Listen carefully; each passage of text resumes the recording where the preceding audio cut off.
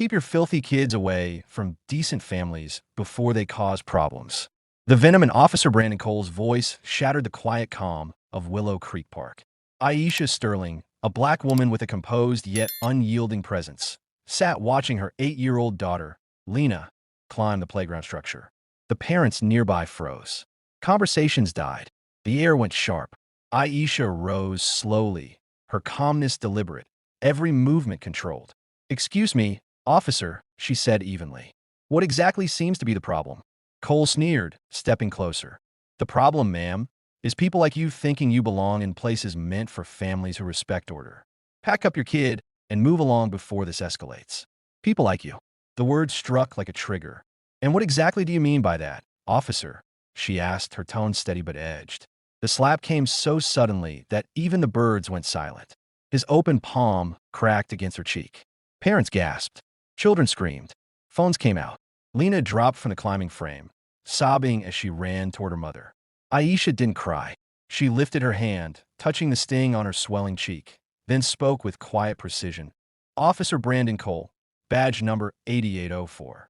Her voice carried across the playground. He didn't know she was a federal agent.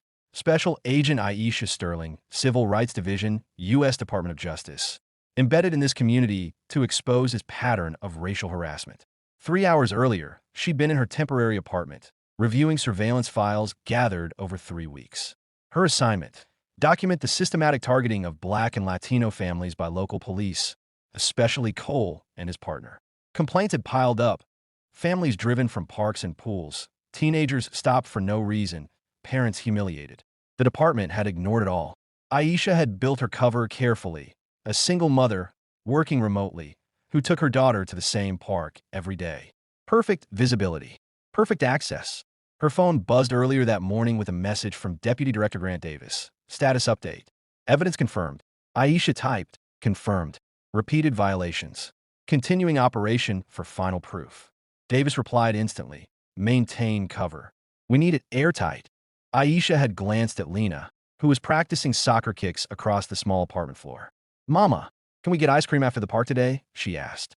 Aisha smiled. "Of course, baby. Same bench, same route." That bench had been her silent command post for weeks. She had footage. Cole berating the Ocampo family for being too loud, forcing the Harris teenagers to show ID while playing basketball, questioning Mr. Jenkins, a single father, about whether he was fit to supervise his child. Each case followed the same script: racial profiling disguised as order enforcement. But yesterday Davis had warned her of escalating aggression. "Cole's becoming volatile," he said. "If he crosses the line, be ready." She had been ready. Her wristband camera and pendant microphone streamed directly to encrypted federal storage. Still, the weight of risk pressed on her. The danger of being both a black woman and an officer undercover, challenging a man who saw neither her authority nor her humanity. That afternoon, the trap had sprung. The moment Cole struck her, her mission had reached its climax. Every second, his words, his violence, was recorded with federal precision. "Officer Brandon Cole, badge 8804, she repeated, loud enough for everyone to hear. "You have just committed aggravated assault against a federal agent in the line of duty, in front of witnesses." Lena clung to her, crying. Aisha held her close, subtly adjusting her wrist to ensure the recording angle stayed steady. Cole laughed, his arrogance blinding him. "Assault? That was nothing. You people always make drama out of discipline." His partner, Officer Lee, stood pale near the patrol car. He had seen Aisha's demeanor change, the cold professionalism of someone who knew the law better than he did. She turned toward him. "Officer Lee, this incident has been recorded and witnessed.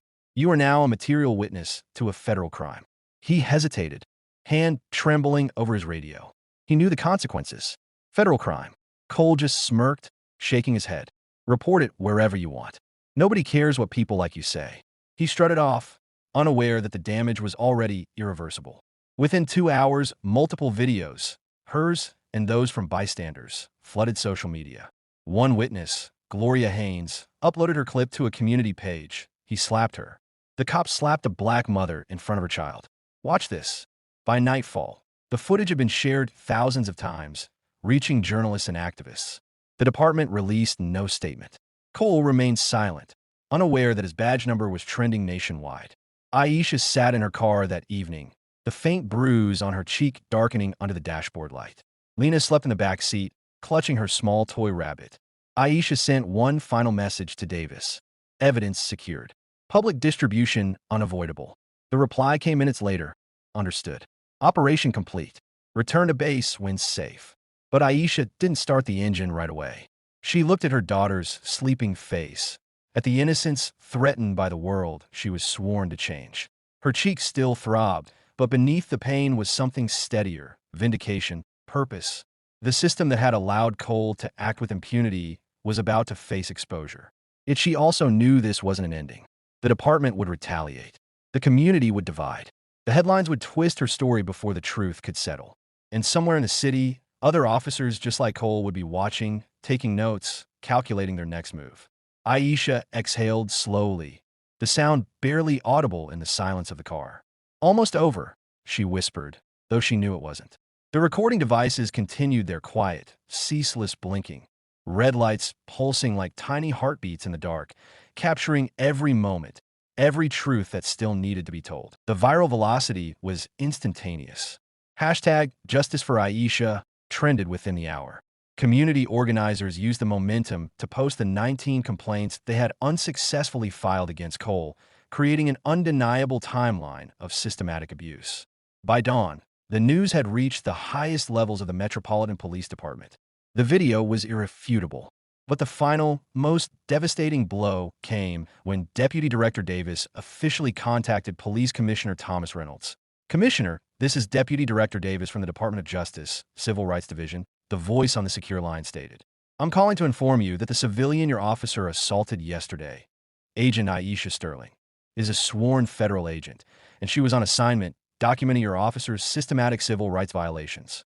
The federal prosecution was swift. Cole was arrested at his home, the video of his assault playing on every national news channel.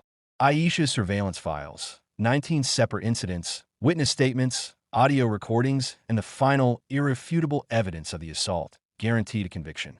The civil rights lawsuit that followed, filed by the ACLU on behalf of the 19 targeted families, transformed the individual assault into a comprehensive class action against the Metropolitan Police Department for institutional failure. 6 months later, Officer Brandon Cole was sentenced to 18 months in federal prison for his crimes, permanently banned from law enforcement. The conviction triggered a federal consent decree over the entire Metropolitan Police Department, mandating sweeping reforms. External civilian oversight, mandatory 40-hour annual civil rights training for every officer, and a completely restructured, transparent complaint system. 1 year later, Aisha Sterling returned to Willow Creek Park. Lena, now confident and laughing, played on the swings. Aisha sat on the same bench, watching a new patrol officer, a black woman who smiled and exchanged greetings with the families, circulate the grounds. The system had failed for years, but the courageous action of one black woman, a mother and a federal agent, refusing to be silenced, had forced the change that protected an entire community for generations to come.